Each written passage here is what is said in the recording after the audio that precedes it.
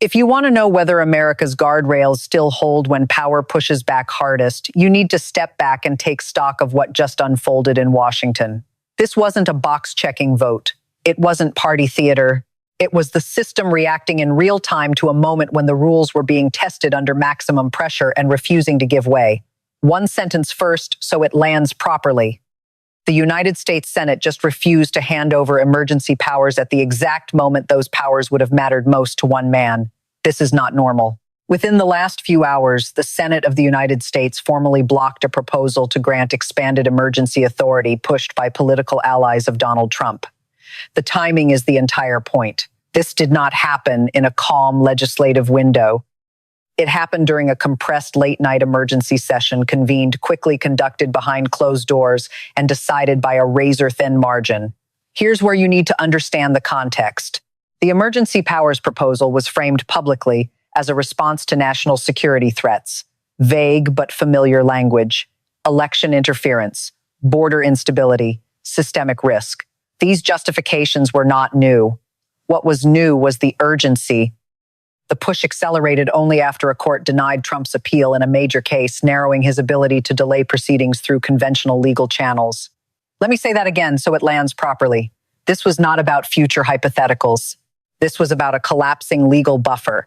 At the moment, ordinary procedural delays stopped working. An extraordinary political tool was placed on the table. Emergency authority. Power that critics argued would bypass judicial oversight, blunt the court's ability to intervene, and establish a precedent for executive overreach at the precise moment accountability was tightening. And this time, the Senate did not step aside. For years, the institutional pattern had been familiar: delay, deferral, silence, political shielding. Pressure absorbed quietly. This vote broke that pattern. There was no procedural stall, no extended debate cycle, no political cover operation. Senators from both parties participated in rejecting the proposal, explicitly citing the Constitution of the United States and the principle of checks and balances. That matters more than the vote count, because this is where the story shifts from an event to a system. Donald Trump is currently facing multiple federal and state prosecutions. Allegations include election interference, improper retention, and handling of classified documents, and obstruction of justice. According to reports, the emergency powers proposal gained momentum precisely as those legal threats converged and as appellate options narrowed. In prior confrontations, Trump and his allies leaned heavily on a familiar rhetorical architecture: claims of a rigged system, accusations of a so-called deep state, direct political pressure on Congress. That playbook was activated again in the weeks leading up to this vote, but tonight it failed. Immediately after the Senate decision, Trump reacted publicly. He posted on Truth Social. He wrote the word rigged entirely in capital letters. He accused the Senate of betrayal. He warned of retaliation. According to accounts from people close to the situation, the atmosphere at Mar-a-Lago turned chaotic. Advisors rushed to draft counterstatements. The former president paced visibly angry, incredulous that the institutional shield had not held. Pause here. This is not about tone. This is about signal. American media coverage quickly converged on the same assessment. This was not a standard political clash. This was evidence of institutional trust snapping under strain. A legislature signaling in real time that it would no longer absorb risk on behalf of an individual, even one with deep residual influence. And that signal travels, because when emergency powers are denied in this context, it does not just close a door. It reroutes pressure back into the system. Back into courts, back into procedures, back into enforcement pathways that had been politically buffered for years. This is where many people miss the deeper implication. The vote itself is not the climax. It is the trigger. Once a legislature refuses extraordinary authority at a moment of legal convergence, it communicates something far more consequential than opposition. It communicates that institutional patience is exhausted. That containment has ended. That process is about to resume its full weight. The Senate did not say this out loud. It did not need to. It said it with a vote late at night, quietly, without spectacle. And when institutions stop speaking loudly and start acting precisely, that is when power dynamics shift. Because the denial of emergency authority does not freeze conflict. It releases it back into the machinery of law. And here is the part most of the public has not processed yet. Once that machinery restarts, it does not move emotionally. It moves automatically, which raises a far more dangerous question than who won a vote tonight. If the Senate has now drawn a line it previously refused to draw, what other lines is the system prepared to enforce once momentum takes over? What the Senate did by blocking those emergency powers was not merely legislative friction. It was an institutional signal, a refusal to continue shielding an individual when the cost to the system became too high. This is the pivot point. For years, moments like this ended differently. Pressure arrived, institutions hesitated, political risk was absorbed quietly. That pattern broke here, and once it breaks, it does not reset easily. Look closely at who moved and who did not. Republican senators who had previously aligned themselves with Donald Trump either voted against the proposal or chose silence. Publicly, the justification was carefully worded: protection of the Constitution, avoidance of a dangerous precedent, defense of checks and balances. But those phrases are only the surface layer. Here's where the mechanics matter. When lawmakers cite constitutional principle in moments like this, they are not only speaking to voters, they are speaking to future liability. They are placing markers, creating distance, building records. Senior Republican figures such as Mitch McConnell and Lindsey Graham offered no public defense of the proposal in the lead up to the vote. Their absence was not accidental. In Washington, silence at the right moment is often louder than a speech. Others followed the same script after the vote. Ted Cruz and Marco Rubio, both historically quick to engage when Trump is under pressure, went unusually quiet. According to media analysis, this silence was strategic, not ideological, strategic, designed to avoid being pulled into a chain of legal accountability that no longer appears containable. Pause on that. When politicians stop arguing and start managing exposure, the system is already moving. The late-night timing of the vote was not incidental either. Conducting it behind closed doors limited immediate public reaction. It allowed the decision to settle slowly, to become fact before it became spectacle. This is how institutions reduce shock while increasing permanence. And then the consequences began to queue up. The immediate legal effect of denying emergency powers is procedural reactivation. Cases that had been slowed by uncertainty can move again. Subpoenas regain force. Court calendars tighten. According to reports, dormant proceedings tied to earlier investigations are now positioned to resume without political interference. This is where the clash stops being abstract.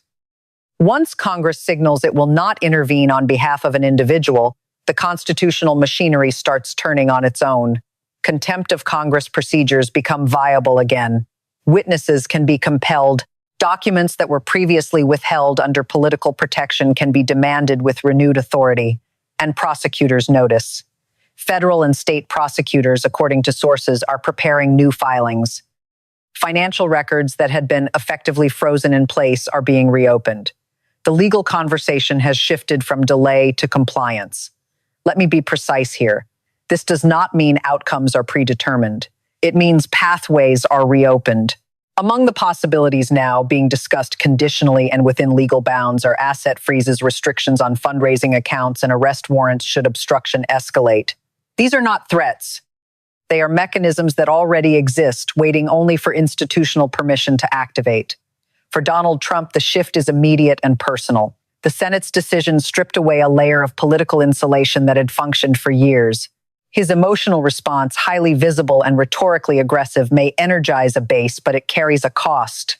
Among moderate voters, such reactions tend to reinforce instability rather than strength. And inside the Republican Party, the effect is cascading. Reports describe a strategic panic. Staffers lawyering up, operatives cutting public ties, private communication channels going dark. When insiders stop coordinating and start protecting themselves individually, cohesion collapses fast. This is not disloyalty, it is survival instinct. At the same time, congressional committees are moving, hearings are being prepared, subpoenas drafted, not announced, prepared. That distinction matters. It signals readiness without escalation, pressure without spectacle, and something rarer is happening in parallel. The legislative, judicial, and executive branches are showing signs of coordination, not publicly, procedurally. Timelines aligning, decisions reinforcing one another. This kind of synchronization is uncommon and usually reserved for moments perceived as system-threatening. Here is the underlying objective: isolate the crisis to one individual. Prevent contamination of the broader institutional framework. Allow accountability to proceed without triggering systemic collapse. Security preparations reflect that calculation. Federal buildings have quietly increased protective measures. Contingency plans for social unrest are reportedly being reviewed. The goal is not confrontation, it is containment. International observers are watching closely. European allies have expressed cautious relief at signs of institutional resilience, even as they acknowledge the instability of the moment. Asian governments are monitoring potential policy disruption, particularly in areas tied to security commitments and trade continuity. Markets are reacting in real time. Each new headline introduces volatility. Equities fluctuate, bond markets twitch. Currency traders factor institutional uncertainty into pricing. The concern is not partisan outcome. It is systemic reliability. And this is the layer most viewers miss. When institutions begin prioritizing stability over loyalty, they are not choosing sides. They are enforcing boundaries. That enforcement reshapes incentives across the system, from prosecutors to politicians to foreign partners. The Senate's vote did not resolve a conflict. It rerouted it, away from rallies and rhetoric, toward filings and enforcement, away from personalities, toward process. And once power is forced into procedural channels, it behaves very differently, which raises the question that now hangs over Washington unanswered and unavoidable. If this level of institutional coordination is already underway, how far is the system prepared to go once it commits fully to enforcement rather than restraint? What the Senate did by rejecting emergency powers marks more than a procedural moment. It marks a directional change. Not a change in party alignment, but a change in institutional posture. The system has shifted from managing pressure to applying force through process, from absorbing risk to redistributing it back onto the individual generating it. This is where restraint ends. For years, American governance relied on a familiar safety valve: delay, ambiguity, political accommodation. When pressure mounted, institutions slowed the clock rather than stopped the motion. That approach reduced immediate instability, but it also trained power to keep pushing. This vote signaled that the buffer is gone. And once the buffer disappears, everything downstream behaves differently. By refusing to grant emergency authority at this precise moment, the Senate did more than block a tool. It defined a boundary. It narrowed what qualifies as a legitimate crisis. It reasserted that Congress is not an accessory to executive urgency, but a gatekeeper to it. This redefinition will echo far beyond the current confrontation. Precedent rarely announces itself loudly, it settles quietly. Emergency powers, once treated as flexible instruments to navigate political deadlock, are now being repositioned as high-cost mechanisms that trigger institutional resistance rather than automatic deference. That shift matters not just for today, but for every future president watching how far the system will bend before it stiffens. For Donald Trump, the terrain has changed decisively. He is no longer operating from the center of gravity. He is now operating inside a framework designed to constrain. That distinction is subtle but decisive. Public defiance, while emotionally resonant for supporters, does not translate into leverage over institutions once they have chosen enforcement over negotiation. The remaining options are narrow and steep. Emergency filings remain possible. Appeals can still be lodged. State-level political appeals may yet be attempted, but each of these routes now lacks the protective canopy they once enjoyed. Without institutional cover, legal maneuvers become exposed, symbolic rather than insulating, loud rather than effective. And institutions respond to volume differently than crowds do. Inside the Republican Party, the behavioral shift is already visible. The calculation has moved from loyalty to liability, from alignment to distance. This is not ideological conversion, it is risk management. When political actors sense that protection has expired, they reposition quickly, quietly, and individually. That kind of repositioning rarely reverses. Congress's posture reinforces this reality. Action has accelerated, public commentary has slowed, procedure has taken precedence over persuasion. This is not confusion, it is discipline. Institutions tend to speak least when they are most certain of their direction. The legal system follows the same logic. Once engaged, it offers minimal space for bargaining. It is designed to function without emotion, without improvisation, and without sensitivity to political messaging. Self-executing mechanisms move forward unless deliberately obstructed, and obstruction now carries costs that fewer actors are willing to absorb. International observers understand what is at stake.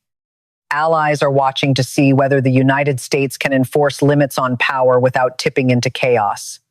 Markets are watching for signs that volatility will be contained by process rather than amplified by confrontation. Confidence, once shaken, is not restored by rhetoric. It is restored by predictability. And predictability depends on institutions doing what they say they will do. The long-term implications extend well beyond any individual outcome. International credibility, market stability, voter trust. Each now rests on whether this phase unfolds with discipline or degenerates into fragmentation. The margin for error is thin. Three broad trajectories remain possible. One leads to full enforcement without systemic rupture. Institutions hold, accountability proceeds, damage remains localized. Another risks a deeper institutional collision, competing claims of authority, escalation across branches. A constitutional confrontation that tests the system's coherence under maximum strain. A third drifts into prolonged political fragmentation. No decisive resolution, no clean break. Just sustained uncertainty that reshapes incentives, behavior, and governance over time. What distinguishes this moment is not which outcome prevails. It is that the process has already crossed a threshold. The sequence is active. Momentum now favors mechanisms over personalities. Reversing course would require coordinated institutional retreat after a public refusal to do so.